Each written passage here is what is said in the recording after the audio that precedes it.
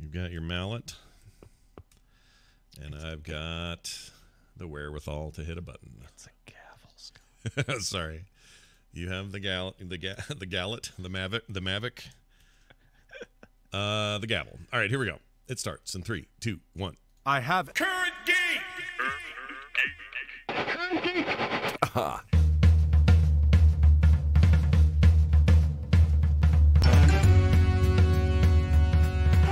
Hello, everyone, and welcome to Current Geek. This is Current Geek, the talk show about items of interest to the geeks of the world and you. I'm Scott Johnson. He's Tom Merritt. Hello, Scott Johnson.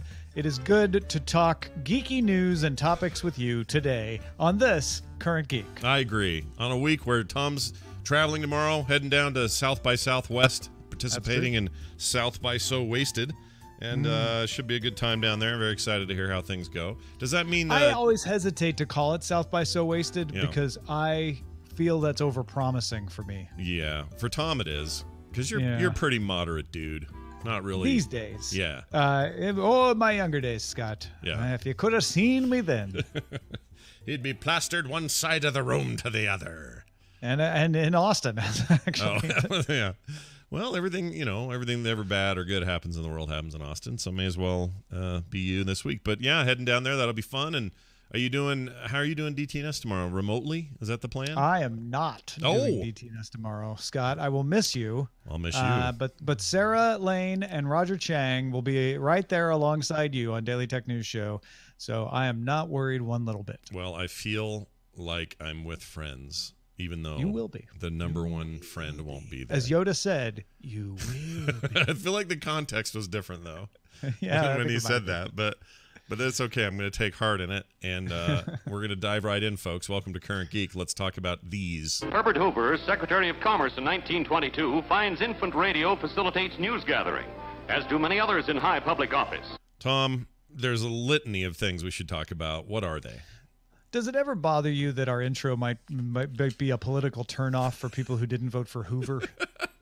Yeah, but they're too busy being eaten by worms. They're fine. They don't, and the ones that are still alive, they don't remember. They don't know. All right, fair enough. Yeah. Hey, Game of Thrones dropped a final season trailer on the internet mere minutes before the show. Scott Johnson watched it, and what are your reactions, Mr. Johnson? Well, I was here, Tom, in the wake of the great trailering of 2019. No, somehow I missed it this morning. I guess it's been out for most of the day, and I don't know, just missed all my news feeds and I didn't see it. But normally this would be something I'm all over. You were too busy following that Hoover bashing site. I guess so. News. Yeah, all this fake news about Hoover.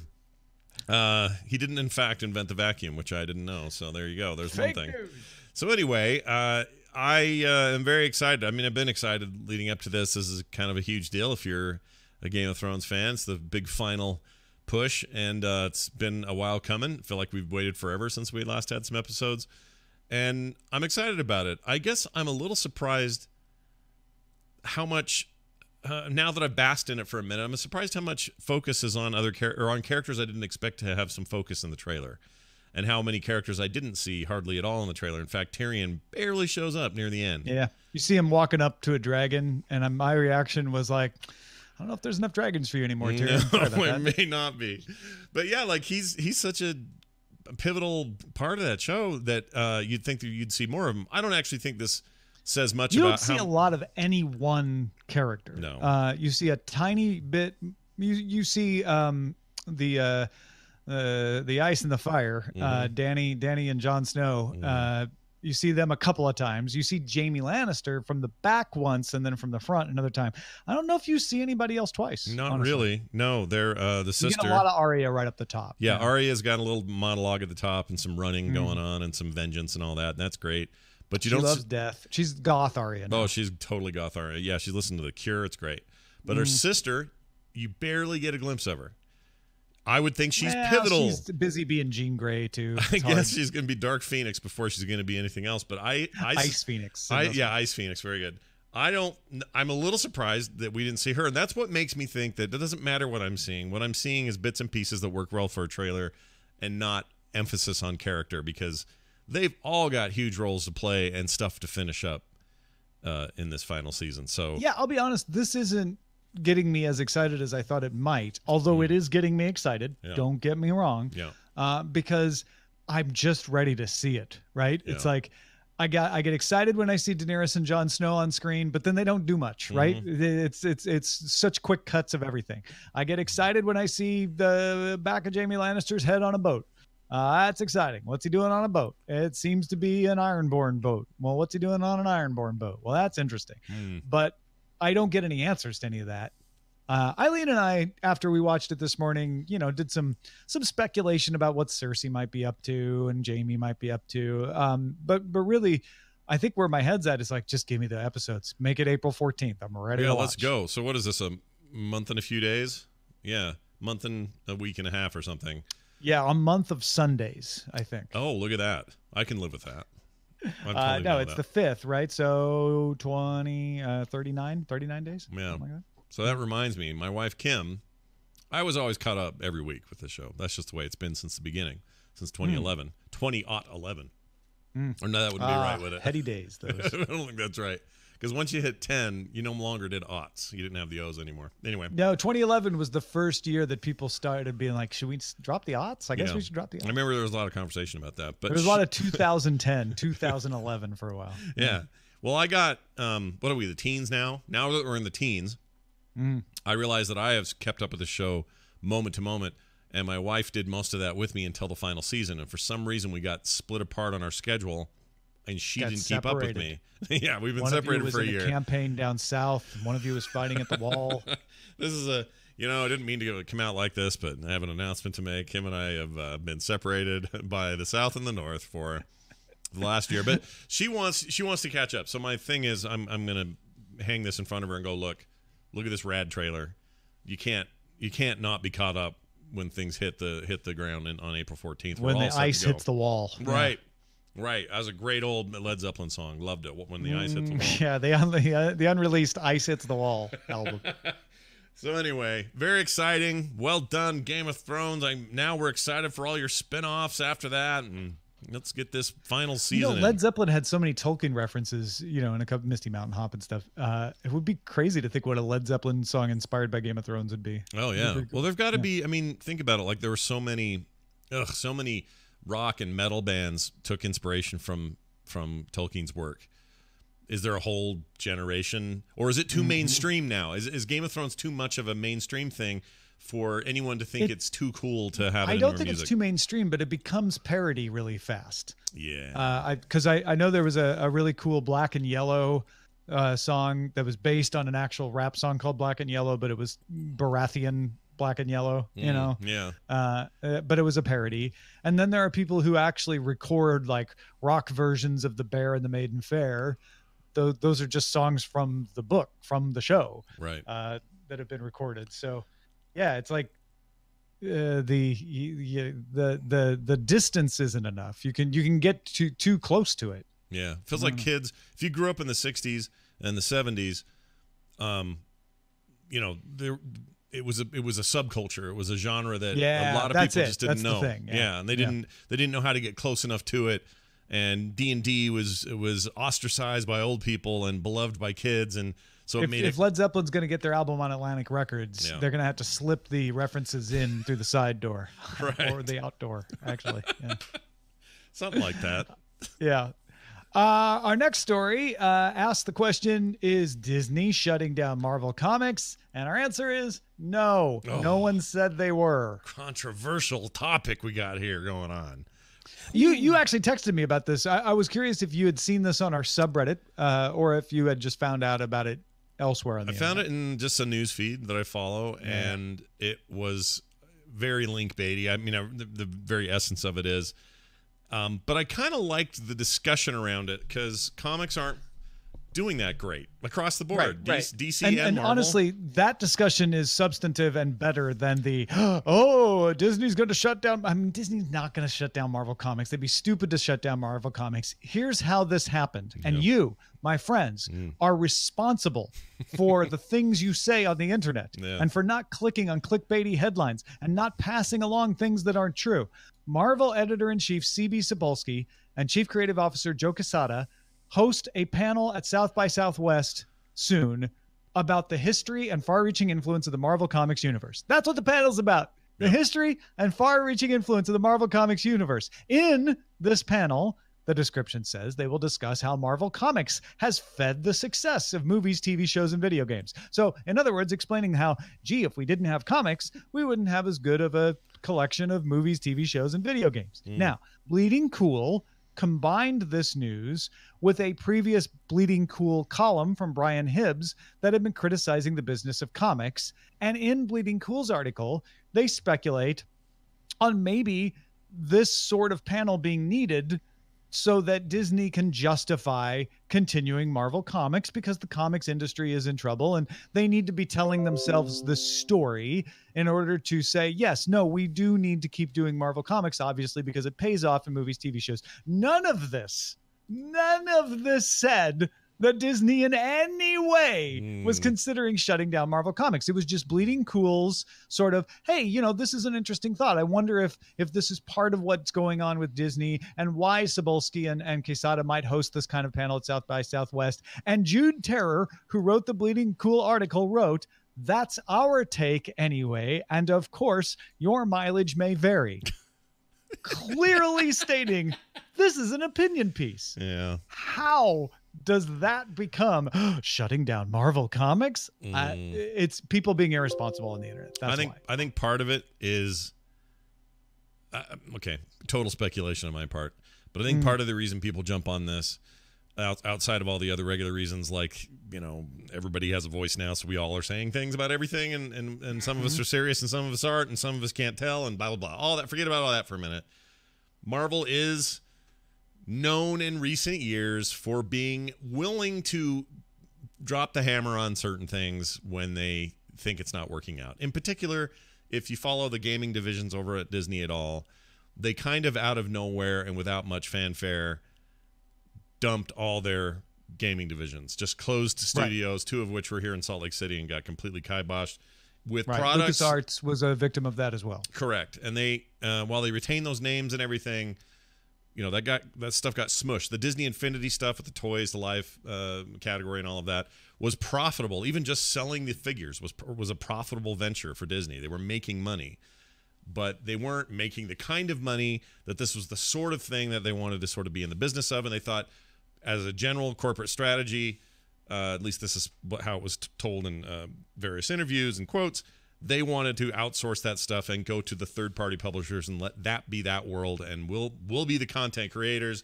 and we'll manage that, and we'll watch that, but we'll let EA and we'll let whoever else we decide to give it to, we'll let them make the video games. We're not going to make our own anymore. And so a lot of people saw that as like, ooh, geez, Disney, why don't you cut off your nose to spite your face? You do that awful quick. So I think people were just kind of feeling that way. And then I had friends who piped in on this issue. Neighbor of mine, friend of mine, who says, well, it makes sense to me that they might do that one day. And I said, well, why? He says, well, most of the people that enjoy these movies never read the comics anyway. Black Panther is a good example of that. There's so many people who haven't read these sort of B-tier comics in the history of Marvel. Ant-Man, for example, even when he was with the Avengers. Avengers was kind of B-tier for a long time anyway. Marvel's taken that content and taken it to a new place, but it doesn't mean you have to know the comics to enjoy the films and therefore have successful film franchises. And kind of, I understand what he means. You know what I mean? Like, they've proven that with or without the comics, they can make something like, again, Ant-Man or Doctor Strange, otherwise very unapproachable film properties, made them into very successful film properties and part of a larger universe and all of this stuff. Do we really need the comics as an active publishing arm happening all the time to underpin that, to make sure it's stable? And the answer is maybe not. My take is that Disney was never going to do this anyway, and that they do value it, and that they wouldn't shut it down, even when it's going through a kind of a raw time right now. Part of that's cost of comics. There's a lot of stuff. There's so many factors to talk about with this, but keeping it simple, I don't think Disney gets rid of Marvel comics, that is. And I think they see that the films are better for having it there and don't exist without it at all. So it would be kind of cutting their nose off to spite their face, and I don't think they will. However, I felt like my friend kind of had a point about their success in taking otherwise obscure stuff you've never even heard about and made it mainstream Oscar-worthy stuff. There's a conversation to be had there with your friend about whether, if you didn't have the enthusiasm of the fans of the comics driving it, whether it ever gets big enough to catch the attention of the mainstream audience. Right. There's a conversation. I'm not saying that it would or it wouldn't, but that is a legitimate conversation to be like, I don't know, man. Part of the reason that Iron Man took off was because you had a lot of people out there going, no, you got to, I love Iron Man. Oh my gosh, I can't believe you're making an Iron Man movie. And that you need some momentum at the beginning of things sometimes to really get it to catch. Right. On the other hand, the Disney marketing machine is pretty good at doing that stuff. Maybe they could have made it work anyway. That's neither here nor there. It's a long way from, gosh, it kind of makes sense to me that what Disney did to video games, they could end up doing to print comics. Yeah. From there to, did you hear Disney shutting down Marvel Comics? Right? There's the Bleeding Cool article, which what you were saying earlier is right alongside the Bleeding Cool article. Like, I could kind of see where maybe they might think that someday, right? Yeah. That's a big jump to, I heard they're doing it. Yeah. I mean, I just think that the headlines were slightly irresponsible, and that made it worse. But I agree with you. You know, maybe the argument can be made that now they've established it after Iron Man 1 and proved that they could do it. Because I agree, the momentum leading up to that was important, no question. And expectations being shattered, that was important to the process. But now they've kind of earned it, and they own it, and it's there. So now they could shut it down? I just don't think they ever would, because... Again, perfectly legitimate to be like, gosh, I wonder if they would. What would be the conditions? I could see where there might be an argument that they would do it. And I wouldn't be shocked if someday they did. That's very different than, I heard they're shutting it down. Mm-hmm. You know, that's just... Yeah. One day we should have a whole episode on comics are too expensive. It's a different issue, different conversation. Yeah, no, and that's what underlies this, right? Yeah, for me it does. Yeah. I mean, that's the number one reason. I used to buy comics, multiple comics a month all the time. I subscribed to many, went down to my shop, picked them up. I went crazy.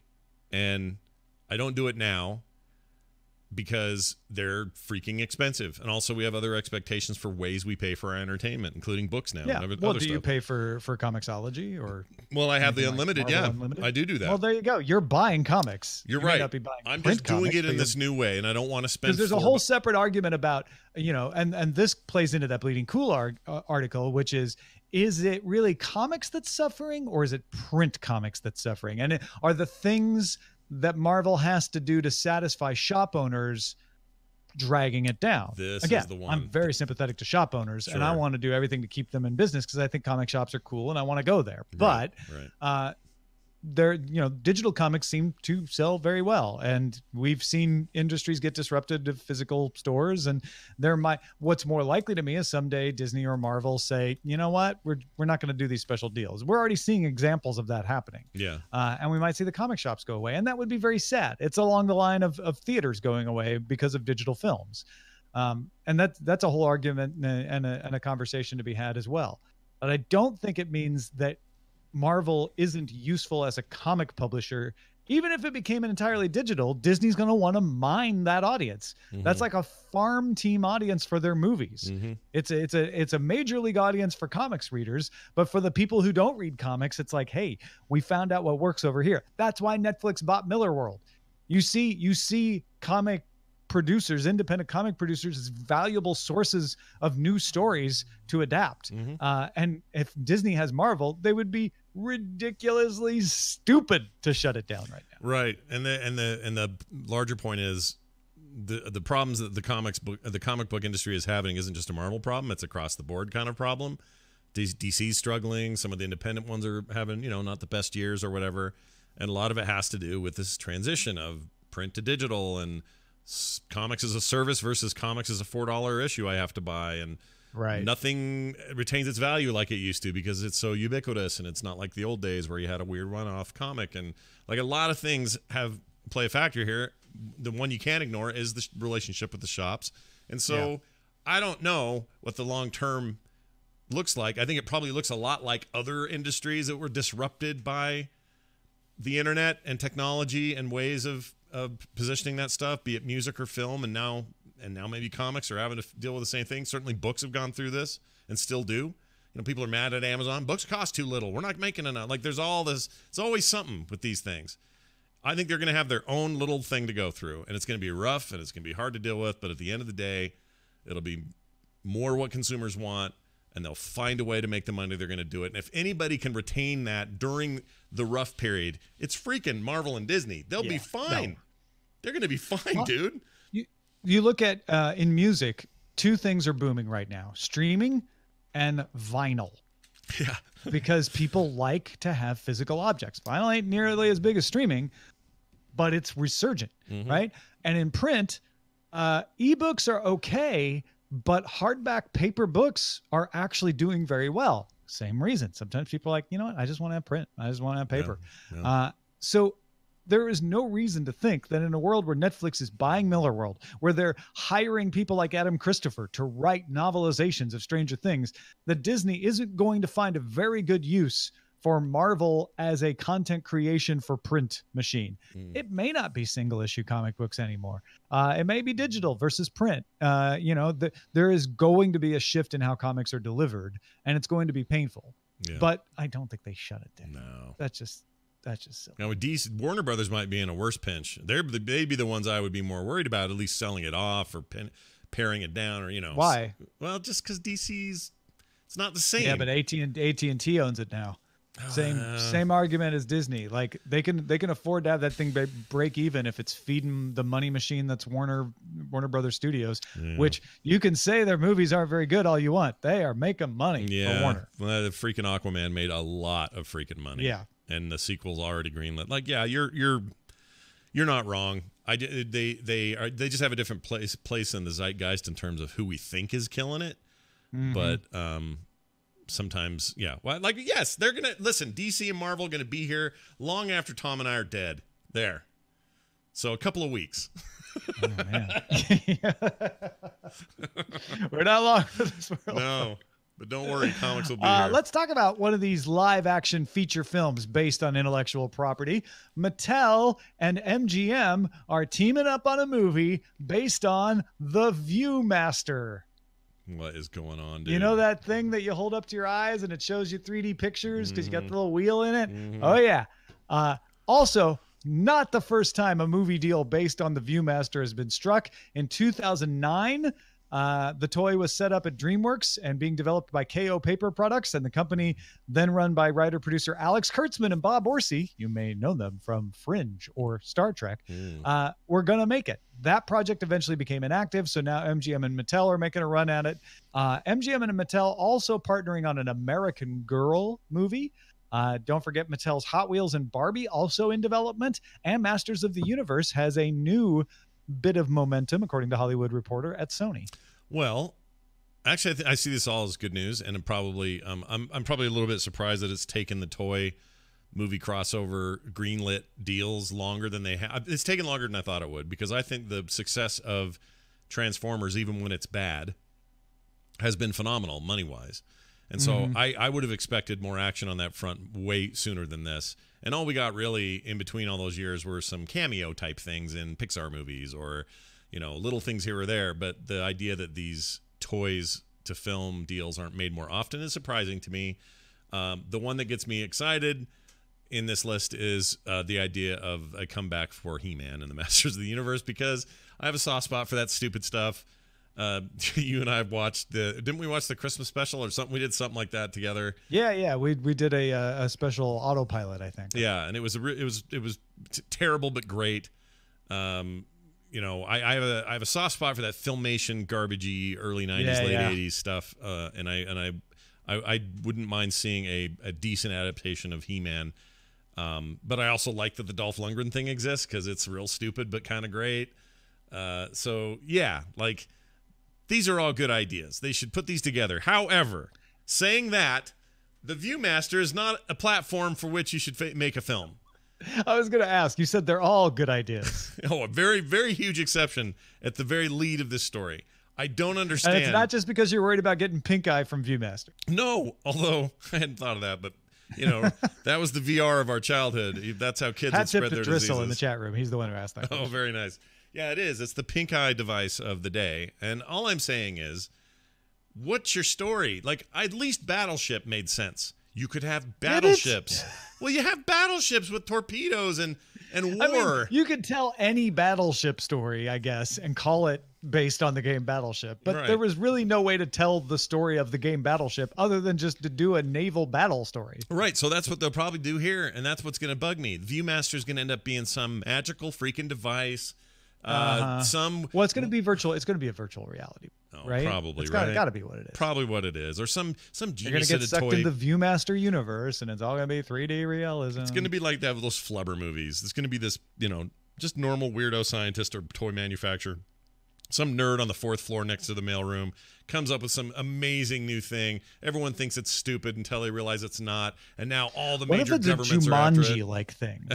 Where you pick up the Viewmaster and whatever you've got in there, you get sucked into that world. So you can go traveling around in Herbie the Love Bug or Phoenix, Arizona. Both of which were actual Viewmaster reels that I have. I mean, what could they do? Because also think of this. Viewmaster means nothing to the kids today. They don't care. Mattel's trying to change that. That's why they want to do this, right? Because they've got a new digital Viewmaster that they're trying to market. Right. I guess that may work, but the nostalgia factor and the name Viewmaster is so buried into the lives of kids who grew up in the 70s and 80s. What if they combine it? It's Viewmasters of the universe. All right. But can Skeletor wear one the whole time? Because and it's Skeletor in the 3D images of Phoenix, Arizona. Yeah, I can see the Grand Canyon, you fools. I'd be all into that. Now you've got me hooked. But I don't know how I feel about any of this. The Barbie thing has great potential American for like Girl parody. makes sense too, right? Like, you just take some of those characters, you put them in a movie, kids will love it. Right. I can see that working. Yeah. Care Bears and My Little Ponies and all those sorts of things just lend themselves to let's make some more content around them. Hot Wheels is just a racing movie where the toys become real. I mean, maybe what's happened is some of these. This is what I hope happened. Actually, a lot of them saw what happened with the Lego Movie and its success and its sequel and its success. And I bet that is part of it. Yeah. So you take that approach to Hot Wheels. Suddenly, I'm interested. That sounds funny and well made and tongue in cheek, and like it's a good. Hot Wheels fits into that real well. But if they're trying to make a serious movie with a bunch of car race drivers, and then you just ended up with Need for Speed again, which was terrible. Terrible. Aaron Paul should be, and I love him. He should be embarrassed as a garbage follow-up to Breaking Bad. Hey, Worst thing. You leave Aaron Paul alone. He needs to cash a check like everybody. Yeah. Well, he's coming back for that one-off Breaking Bad movie, and he's doing there's something else. He had a Hulu series that was pretty popular. Yeah, too. I liked it. The Path, that was good. Yeah. And he just got hired for something that was kind of a big. Oh, is he in Dune also? Everyone's in Dune. Yeah, I think all of Hollywood's in Dune. Yeah, so I think anybody you like is in Dune. I think you and I are in Dune. They just haven't called us yet. But I think we'll be in. I like you. You must be in Dune. Yeah, you can be Baron, what's his name?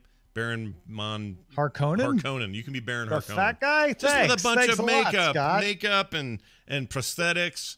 Inside, you're just you're skinny Tom. Listen, inside. I know I had a burrito yesterday, but gee. Whoa, Tom, slow down. A burrito, wow. I ate hummus for lunch, okay? Come on, I'm trying. Jeez Louises. Speaking of large things, a 26-foot-long humpback whale carcass was found on the island of Marajo at the mouth of the Amazon River, about 50 feet from the sea. The best guess is the whale died in the ocean and was carried inland by rough weather and high tides. These whales, however, are usually in the north coast of Brazil between August and November, not February. So why it was even in the ocean to begin with is a mystery, much less how it got carried inland on this island. So we covered this story briefly on TMS one morning, and I was irritated by the headline because the headline makes it sound like there was a giant whale in the Amazon. Like hundreds of miles inland. Yeah. Yeah. It's only 50 feet. If it's 50 feet, it's not that far. It's not completely crazy. But it's still unusual. Yeah. Was it a full, I mean, that's the part I guess I never knew. Was it a full grown adult whale? I think it was a calf. Okay. So a smaller. Probably got separated from its pack. Yeah. And then died in the ocean. It's very sad. Yeah, it is sad and shouldn't have probably died. But the way they made it sound was like, whoa, how'd a whale get in the forest? And then people went crazy about that, and then they found out, oh, well, it was just 50 feet away, and it's at the mouth of the thing. Well, but and still, both yeah. are wrong, right? Right. It's wrong to make it sound like this thing was found in the jungle, as if it was found nowhere near the ocean. But also, 50 feet is still a lot, really far from the beach, right? Like it would be hard to get that whale 50 feet away from the ocean. So it's still a mystery. Yeah, I mean, it's more of a scientific one, and I like those better anyway, because then there's not so much. It's you kind of know what you're dealing with. It's like, all right, it's this far away from it. It's this time of year. That's also weird. But that limits it down. We got to figure out how I got over here, 50 feet. I love that kind of stuff. That's a mystery I can dig on. What I don't like is Poachers. Poachers are the worst. I hope it's not the poachers. You think it is? It's those whale poachers. They're famous for sneaking their whales through the islands. Maybe it's like, so there was another sighting down there this week where a giant spider the size of a big dinner plate was dragging off an opossum after it died and was dragging it into the forest. That's a sight to see. So maybe these spiders are getting together and going, we've been bothering with these stupid possum. Maybe we just go the big money. We should, we'll eat for days, for years. Get ourselves a whale. All that blubber. It Anyway. won't keep, though. No. A couple of other interesting items here. The Tokyo Metropolitan Government held a projection mapping event last night where they project a bunch of stuff up on a wall. People stand around and go, ooh, ah, trying to promote the Olympics, because the Olympics are coming to Tokyo in 2020. So the clip was called 3 Years to Go. It was a countdown to the upcoming Olympic Games.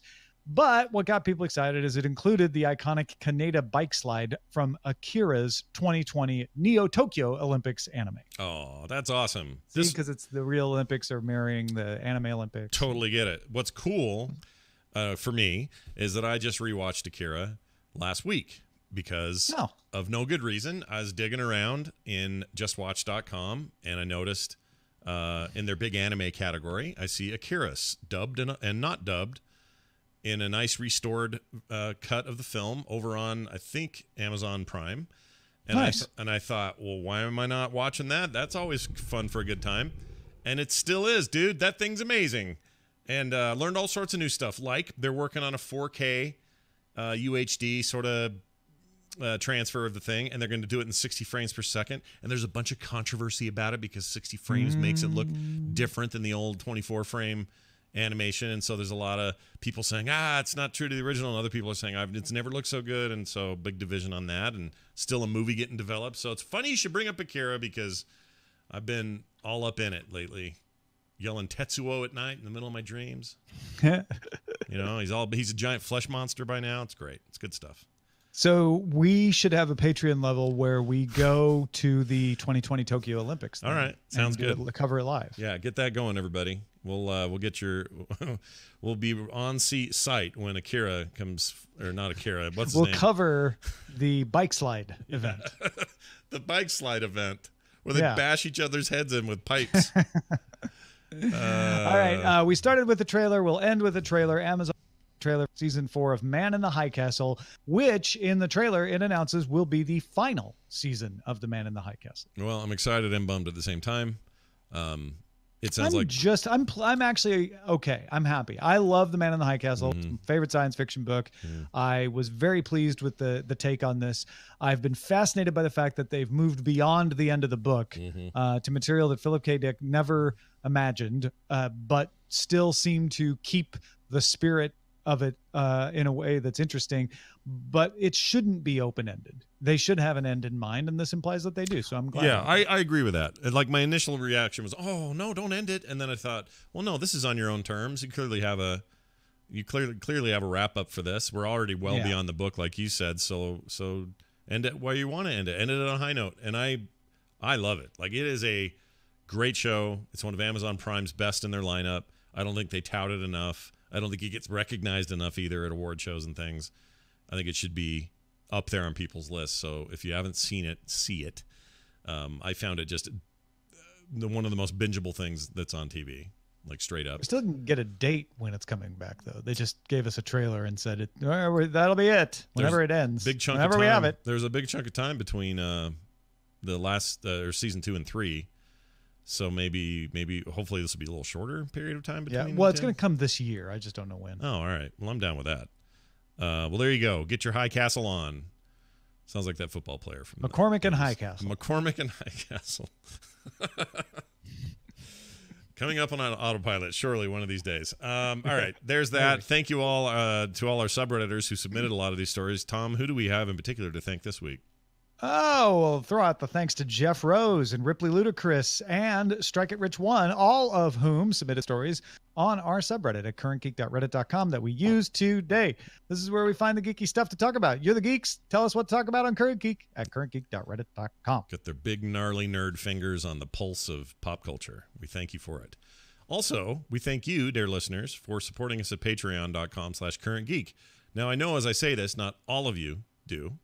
And I know that a bunch of you do, and I appreciate those who do. But those of you who don't, consider it. Head on over there and look at what we've got. We've got these awesome, amazing, original art every month membership cards that we send out. Tom and I even sign these things. One day you could probably use them to, I don't know, break into our bank accounts. I have no idea what you could do with a signature like this. Don't do that. No, don't do that. But and we did take some precautions. It's kind of like this weird faded out. No one uses checks anymore, do they? No, I don't. Do you? I don't. Anyway, I have to pay one thing with a check every month. It's kind of annoying. Well, how would it feel for you, listeners, to just pay one simple thing with a service like Patreon? Oh, it's so simple. Just go to patreon.com/currentgeek and give us your love today. That's patreon.com/currentgeek. The future promises even more startling things to come. Forecast used to be a show. It's spelled F-O-U-R cast. It used to be me and Tom and then a couple of guests would all get together and we predict the future in technology and entertainment and culture and all sorts of things. And we decided instead of throwing that thing away entirely, we'd make a little segment out of it, and that's what we've done.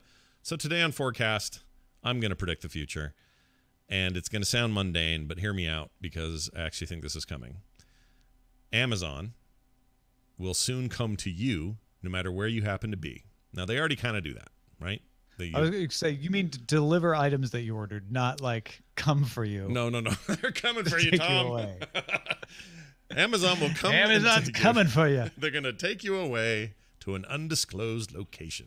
They're going to take you to that island with the whale. Oh, no, that's a bad idea. No, what they're going to do is instead of them having to worry about my home address and a date for delivery, they're going to combine their efforts of trying to get things to us quicker and what they've been working with when it comes to drone technology and other delivery options. And they're going to find out where I am in particular. And I'm going to allow them to do this. I'm going to give them permission to do this. This isn't something they'll do without my express permission. But if I'm walking around the park 8 miles away from my house and my new watch band, the leather watch band I decided I wanted is here, that thing's going to come with pinpoint precision, find me at the park, slowly lower down and go, boop, boom, Mr. Johnson, your watch band has arrived. And they're going to drop it in my hand, and I'll sign something if I have to, and then it takes off and does whoever's next. Because they already get close to this. If you sign up for it, you can have things delivered to the trunk of your car. Yeah, which is awesome. You can have things left inside of your house. So this would just be a couple of dozen steps away from that, but it's the inklings of the beginning are here. Yeah, they're already starting. That's why I feel like it's realistic, and also I think that there will be a small cottage industry spring up around the idea of holding houses or spaces that are within distance of where you live or where you work that will, for convenience sake, be a bit of a holding center for all that stuff. So if you're not in a place where it can bring it directly to you, like you're in the middle of a conference meeting that takes 4 hours and you're in this closed space in the top of some building, there's not some robot's not going to bust through and hand you a thing, but instead it'll be kept at the first floor of that building. An alert will show up in your augmented reality. Right. And it will say, are you available to receive your package? And you'll say, oh, blink twice. No, snooze for an hour on my delivery. Yeah, exactly. That's the kind of stuff. And that's the other part I didn't really get to is how we'll be able to communicate with this service in real time. We don't have to get in front of a computer. Don't even have to pull up phones. It'll be things like wearables, a quick glance at a watch and a tap. Like you said, augmented reality glasses of some sort. HoloLens is no longer $3,500 and actually fits on your head. that kind of goes feature. it goes in your temples. Actually, it gets embedded. Yeah, just a little inside of there. You got to imagine if you're a surgeon and you're sick of, like, I don't know, fixing people's knees and taking care of old people's joints. Your new specialty could be the sensor implants, because one would assume you can't do them by yourself. You'd have to go in for a quick inpatient sort of, or outpatient, I guess, experience at some clinic, and the guy would go, zoop, zoop, put those in your head and you're out of there, right? That's another business you could get involved in, as you could be a surgeon who puts sensors in your brain. But I like this idea of, I don't know why it matters to me, because it doesn't actually matter to me that much. Like, I'm fine getting mail and packages whenever I get them, but there's something about the idea of just, I'm at the mall and a little robot comes up and hands me a thing. I like that for some reason. Well, it's the thing where it's like you don't know you need it until it's there and you're comparing it to what you have, right? Right. So the Tom of 1977 who was like, oh man, we have to wait 4 to 6 weeks for the baseball cards to arrive that I ordered from Renato Galasso. I guess that's the best you can ever hope for, is amazed that I can go online and order something in 2 days. And now the Tom from 2010 is amazed that I can go online and order some things and they get delivered the same day. And so it just keeps getting like, well, you know, it would be even nicer if I ordered the thing and it just appears within minutes, right where I'm at, and I don't have to leave it. You know, I don't have to have it delivered to a particular location. It just knows where I am. Yeah. Well, and what's easy to do is think that it's easy to get in the conversation about how can this be good for us? We need to, you know, we can't have everything just handed to us on a silver platter. And I say to that, well, yeah, I can. Like in this particular case, and you don't have to be rich for this. I'm saying just be like, you know, I need a cable from Monoprice. You beep, boop, beep on your phone. A half hour later, a robot hovers in front of you with a smile and hands it to you. Here's where I'm gonna differ with you. Okay. I don't think it'll be Amazon. Oh, interesting. Who do you think the big behemoth I will don't be? know who it'll be, but the one thing in your story here so far that rings hollow for me is Amazon using drones to deliver. They were amazed, getting some press about a thing that they still don't do. Yeah. So that everybody associates Amazon with drone delivery. And they've got some very minor tests. But there are, and this is why you should listen to Daily Tech News Show, people, there are multiple companies actually using drones to actually deliver packages in multiple parts of the world, including places like Tanzania and Rwanda, and Amazon isn't any of them. Right. So I will hedge my bets and say maybe Amazon buys one of these companies as they're getting big enough to pull this off. But I bet somebody else gets into that logistics game and figures out how to out Amazon, especially if, you know, Jeff Bezos isn't going to live forever. He steps down or decides to move away and focus more on Blue Origin or something, or the Washington Post. You know, Amazon will not always be as vital as it is now, and somebody might pull the rug out from under him. Right. That's a good point. When the Fox in the chat says Amazon already does this for people. There's a video of a guy ordering things for some homeless people and having it delivered directly to them. Yeah, but there's stationary targets in that scenario. It's an address. Yeah, no, that's true.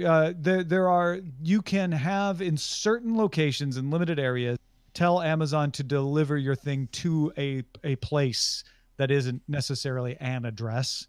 It's but you still have to a stay static there, place, right? Like it's a and static it's limited. location.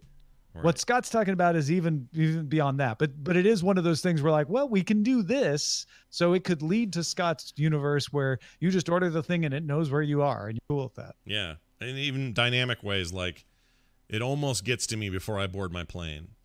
Doesn't quite make it. I get off the plane in Denver, and the robot shows up, and it may be a different robot from a different warehouse with the same item. Maybe that thing travels across state. My point is, it geolocates you. You are the walking address. And you're no longer limited to like, oh, do I have to sign for that? I should call and tell them to wait for it. Is anyone home right now? Because I got a box coming. I hope they don't steal it from the port. None of that stuff would matter in my. And I think this is beyond phones and GPS too. This is they just know where you are. It's maybe machine learning, visual recognition, embedded sensors in your temple embedded augmented reality that reports the location. I don't know, but. Yeah. This is gonna happen several generations away, where the idea of carrying around a phone is gonna feel old-fashioned to the people who experience this. I bet. That's right. All right. Well, there's all that. Now let's play not play, but let's do this. Where is it? Here it is. It's the best thing of all time this week. That's right. We talk about stuff that we've discovered this week or are doing this week that we just think is the best thing of all time this week. And Tom will begin. What are you doing this week? I am having so much fun listening to the Harry Potter books on audiobook. When they first appeared on Pottermore, I did not download them. We decided to read Harry Potter and the Sorcerer's / Philosopher's Stone for Sword and Laser this month. And because of that, I'm like, well, I've already read it in print. I've seen the movie. Let me listen to the audiobook. So good. The reading is great. The voices are different, although Hagrid's kind of the same as the movies, but it's different takes. And you forget if you haven't read these ever, or if you haven't read them in a long time, that there is more in them than in the movies.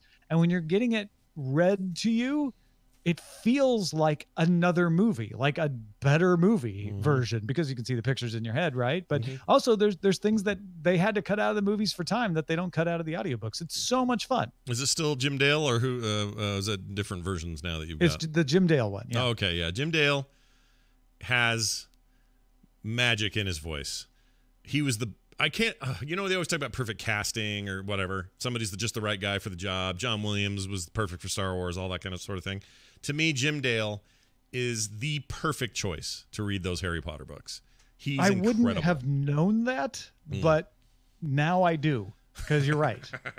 Yeah, no, he's something special. And so here's how you know him, though, and you didn't know you knew him, and how I knew him and didn't know I knew him. And it took me a while to figure it out. This is some years ago, but he was the guy who, on Hot Lead and Cold Feet, the old Disney live-action Western, played both the bad guy and the nice British guy, the twins, in that movie. Do you remember this? For real? That's Jim Dale. That's Jim Dale. That's Jim Dale. He also the narrator of Pushing Up Daisies or Pushing Daisies.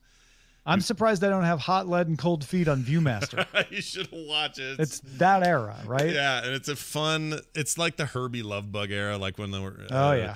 I can't. I mean, it's Don Knotts, right? Yes, it's totally Don Knotts in that movie. And a bunch of other people. But anyway, and Jim Dale. He's really good. Somebody said in the chat that Stephen Fry does them. I didn't know he did an amazing job. I'm sorry, I'm reading the chat. I didn't know he did a version of the Harry Potter books. Maybe those are the European ones. But that's weird because Jim Dale's also British. Whatever. I'd be curious to know if those exist. I wouldn't mind hearing Stephen Fry's take on it. But yeah, Jim Dale's amazing. And I'm kind of jealous. I listened to his versions of those books probably 4 times over in the aughts. It's been a while. Should probably pick it up again. It's real good. It's real good stuff. Anyway, I was supposed to just read the first Harry Potter book, and I had so much fun that I went right into Chamber of Secrets, and I'm probably going to end up listening to all 7 of them eventually. Yeah, why not? They're great. I read, let's see, the final 2 books I think I read in book form and haven't heard the audio versions, but I wouldn't mind going back for a listen again. Especially 4 and 5 are really good in the audio versions. So good. Anyway. For me this week, it's the wire cutter. People are like, what, you got like a tool in your drawer that you cut wires with? No. Thewirecutter.com. They are awesome, and I've always thought they were awesome. They're currently owned by the New York Times, which I think made them better because they got more money and more budget and more options, and they seem like they have a broader coverage of the kind of stuff they test. They're owned by the New York Times. That's correct. So they, for those who don't know about them, if you Google them, you'll find them easily. They review common products and tell you what the best ones are based on the rigorous testing they do with those things. So if it's a pair of gaming headphones, they'll tell you the 50 brands they tried and why the top 3 made it there, why number 1 is where it is, and then also give you a good budget one where price and quality find a good equilibrium there. And they do it across the board. It used to be just like electronic stuff and, here's the best laptop of 2018 or whatever. But it kind of is everything now. You want the best washer-dryer combo. They'll tell you what it is. If you're looking for the best smart light bulb or even kitchenware stuff for cooks and chefs, like traditionally non-electronic stuff, they definitely do that as well. And they saved me twice this week from having to deal with family tech support issues where people are like, I need to know what the best one of these things are, and they're all coming to me, and I don't actually really know, so for me to know, I'd have to go do a bunch of research. Instead, I just sent them a link to the wire cutter, and solve the problem. Like, here are the best computer speakers was one of them. Go get them. Boom, you're done. And they got the ones they recommended, and I'm 100% sure they're going to be as happy as they possibly could be because the Wirecutter's reliable that way. So I just think in the world of an internet that is definitely full of plenty of places you can trust and enjoy and count on, but also lots and lots of places that can lead you in different directions and lead you astray and don't always give you the full whatever. It's nice to know there's a place like the Wirecutter that just gives you the straight skinny. And even if you're out there going, New York Times owns them, I don't trust them at all, barp, barp, fake news. If you're saying that to yourself, I get it. That this isn't a news / there's no news on the Wirecutter. There's no bias in there. It's just no. And in fact, one of the nice things about the Wirecutter is they're very transparent about everything that they do to test this stuff. Right. So if you don't trust them, you can dig really deep into their testing methods. Yeah, and do them yourself if you don't like their results or whatever. Like, they lay it all out. They show pictures of everything. It's insane to see their desks just covered in whatever the item is. I had to find a good pocket knife last year. I wanted a good lock blade sort of utility knife. And I did where to start. Everybody's got an opinion. Amazon's just rife with these things. Rife with knives. Or knives. Anyway, so I went there, and they made a recommendation. And in the case of in mine, I didn't really need the high-end one. I got the budget one because they really liked it for the price. And I thought, well, for the price and for what I'm using it for, this will be perfect. So they're awesome, and I hope they never go away, and I hope other sites emulate them. And they've been around forever, and y'all should use the Wirecutter. They're awesome. I second that emotion. Oh. I've used the Wirecutter successfully multiple times. The only time I personally have ever run into something that didn't quite work was when they recommended some luggage that I still use and I love, but they said, yeah, you can, the one we recommend is a little wider than the spec on most airlines calls for, but most airlines are more worried with length than they are with width. And over the couple of years that I've had this luggage, it seems like the airlines are getting a little more concerned with the width. So I'm like, I wish I would have just got a standard one, but honestly, that's the worst I can say about them. Yeah, and that's more of a shifting trends kind of thing. Yeah. So you have to, adjust accordingly. But anyway, yeah, check them out. Wirecutter and Harry Potter audiobooks with spoken word by Jim Dale. He was both the good guy and bad guy. Wizard Harry. All right. Quick email before we leave today. CurrentGeek@gmail.com. You can also leave us voicemails now. If you'd like to send us a Current Geek voicemail, you can. 801-471-0462. Or again, that email address is currentgeek@gmail.com. We got one from Jessa, who says, Dear Tom and Scott, my uncle tells me the original Obi-Wan did not like Star Wars and hated being a part of it. Do you longtime SW fans have a take on this? I hate to think of old Ben being a crank about the most important film series in popular history. Jessa. I remember him. There was a lot of talk about him at the time while he was making it, thinking it was just trippy and dumb. First of all, how does your uncle know? Is he friends with Alec Guinness? Yeah, what's that about? I mean, maybe it was on a DVD trivia or something. I don't know. Yeah, I mean, also, I've had a lot of differing opinions about things that I worked on over the years, and depending on the day I had doing them, I might have said I hated them or not. Right. Depending, and that doesn't necessarily mean I hated them. I think Alec Guinness was dismissive of Star Wars. I think that's fair to say. You can see it in some of his interviews, and he might have at a couple of times in his life said, what a crock. But later he also said some very nice things about it, and I think he learned to appreciate it. And one thing I like about Alec Guinness is he is a thoughtful person. So I don't know. I would ask your uncle how he knows that. Also, even if Alec Guinness did hate Obi-Wan, who cares? You could still love Obi-Wan. Not every character who plays a thing in the movie has to love that character for you to love the character yourself. Right. And also at the ground level, I would say this. At the ground level of making that movie, Sir Alec Guinness is used to making big, broad stage presentations, and the films he were in were big, emotional, traditional actors movies, and he's got this job, this gig to do this weird little, what seemed to him at the time, again, the perspective is everything. It seems like this small, weird science fiction movie that seems a little goofy and over the top, and we're in the 70s and things are funky then, and You don't have the soundtrack yet. You don't have the amazing visuals yet. You just know you're showing up every day in Tunisia or wherever they had him film this stuff. And you're just sort of like, all right, well, I'm talking about the Force. Like, this probably seemed super dumb. I would probably think it seemed super dumb. I feel like it's insulting to Alec Guinness to assume that he showed up for this and hated it, right? Like, he was at such a point in his career that he only could take jobs that he loathed. Right. Like, no. Alec Guinness took this probably because he thought it sounded interesting. Yeah. And then he did it, and he's like, I don't know, you guys, this script, but I don't know either. I don't know what he thought. I don't know Alec Guinness. All I know is what we've heard speculated about and what he's actually said. Yeah. And what he's actually said has never been that bad. Yeah. What people have said he said, and what people have guessed maybe he said, and what people thought maybe he felt, it's all speculation. Who knows? Yeah. His true love really was his greatest invention, the Guinness Book of World Records. It's fantastic. And the beer. He also invented the beer. Oh, I didn't realize that. The Guinness beer as well. Mm-hmm. Wow. Yeah. All right. Well, I mean, maybe after all that, you do hate Star Wars. I don't know. He was also very ashamed that his beer was not as dark as Murphy's, who was also up for the role of Obi-Wan. Oh, Murphy. Shoot, Yeah. missed it by that much. Well, what are you going to do? Oh wait, that's a different show where we just make up things instead of actually knowing them. This is all true. I'll tell you what, next week we do have another show, and it is the Current Geek Film Festival. That's right, we continue with another big film from one Steven Spielbergo, who we probably should, next week we should probably have a little bit of context. Well, I don't know, maybe not next week, but sometime we should talk about his current, not rant, his desire to make Netflix. His attempt to try to get Netflix disqualified from the Oscars. Yeah. We talked about that a bunch on Cord Killers yesterday. Yeah, a lot of dust up on hear that. A conversation. That's what you guys should do. Go listen to that. It's interesting conversation, I think, to have, because I don't know.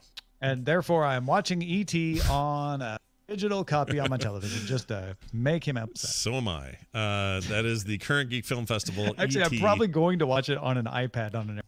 Yeah, and I'll probably really upset. an iPad on my bed, and he will not be happy about that.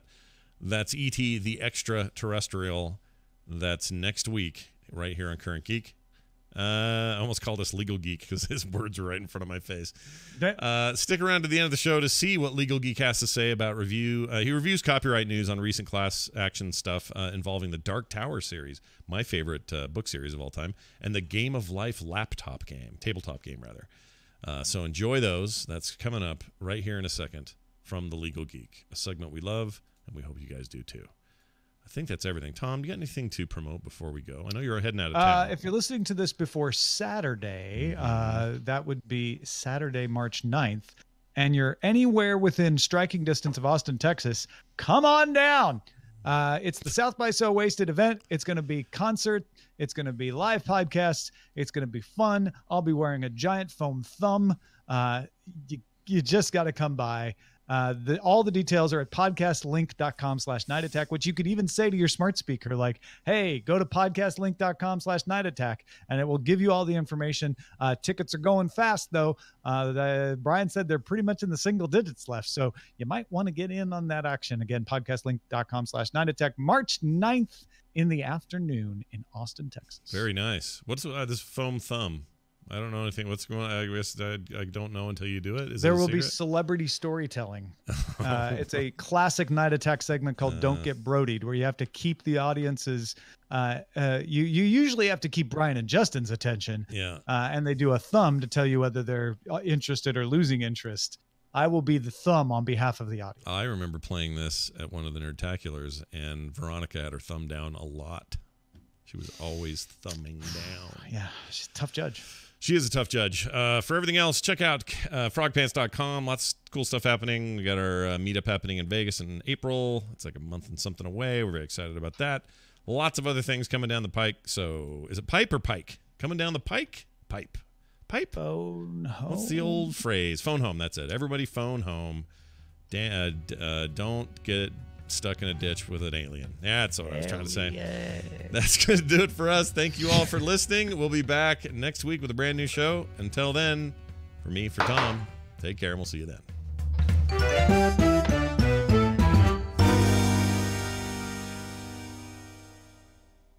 And scene. We've done it. Tip of the hat. Tip of the hat. Wag of the finger. Yes. Remember that old? I don't know. Tom, Dick, and Harry. Colbert Report segment. Oh, yeah. I missed that show. I don't like him as much when he's just a real guy. When he's Stephen Colbert. Yeah, I mean, he's fine. He's still Stephen funny. Colbert. He's funny. I just missed that, I don't know. Whatever that was he had there was something else. I kind of wish he just special. Wish he just stayed there doing moment it. in time. Tom, have a fantastic night and safe flight tomorrow. You leaving in the morning, I guess, probably? Yeah. Well, don't run into any seagulls or anything weird like that. I will not fly into any wood nickels. That would be my hope and dream. I'll see you later. Okay. Thanks, everybody, for hanging with us. We're done. We're done. So I got to go. I got some food to eat and then another show to record that's not on this podcast network. You'll have to find it over at Night Attack tonight because I'm part of the movie draft thing. Excuse me. So that's happening later. It's lovely seeing you all, though. And you can listen to that tonight live. I don't know where, though. Probably nightattack.tv. I don't know. Is that where it is? Is that the place? We'll see you there. Whoops. See you there. Bring me a half a pint of corn